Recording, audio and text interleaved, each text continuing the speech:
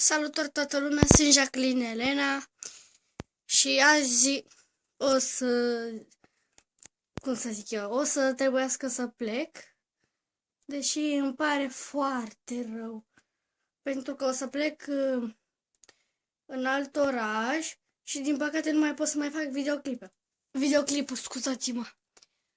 Bun, și vreau să le spun tuturor ceilalți care m-au susținut și au fost prietenii mei și toate astea, că le urez baftă în continuare să facă videoclipuri. Și chiar dacă nu pot să mă arăt, o să încep încet să mă dezvălui mai mult. Știu că pentru voi e foarte greu, dar... Adică, unii, nu știu dacă înțelegeți. Ok.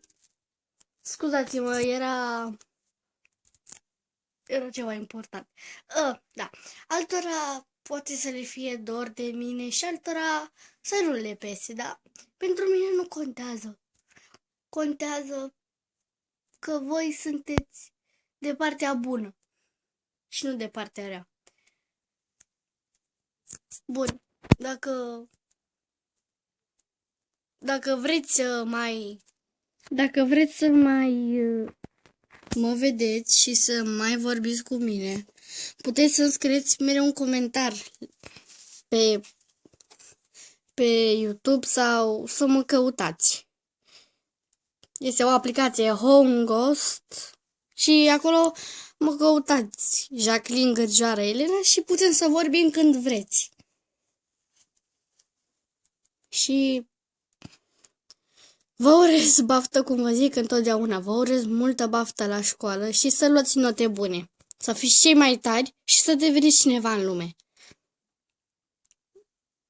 Bine, poate vă întrebați că alți oameni nu vor să-și dezvăluie secretele, ce vor să fie când o să fie mari. Păi, nu trebuie să-i obliga să vă spună.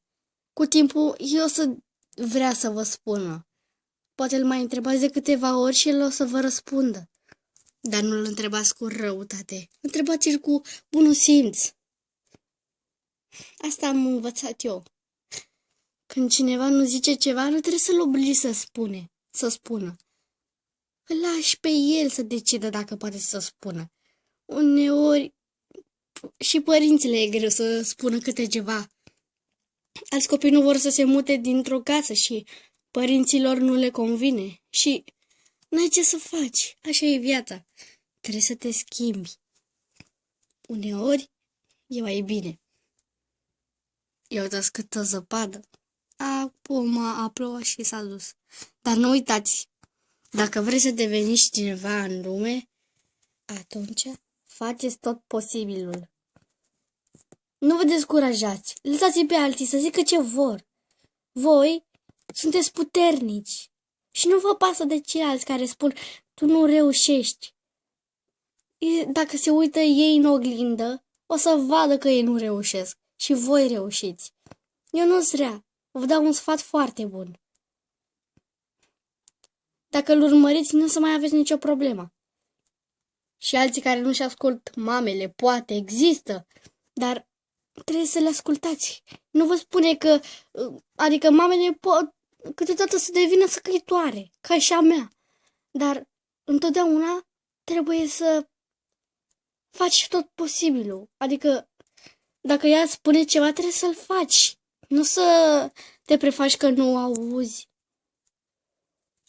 Ok? Deci, cu toții avem probleme și așa, dar ne învingem, nu? Încet, încet, câte una, rezolvăm totul. Dacă mai aveți nevoie de ceva, scrieți la comentarii. Pot să vă ajut cu orice. Dacă aveți o problemă, scrieți acolo. Eu oricum știți că o să răspund cât de curând. Și ne mai vedem și la vară. La vară o să vin înapoi. De-abia aștept să vă văd. Vă urez multă baftă la școală și să luați 10. Și să învățați bine. Pa!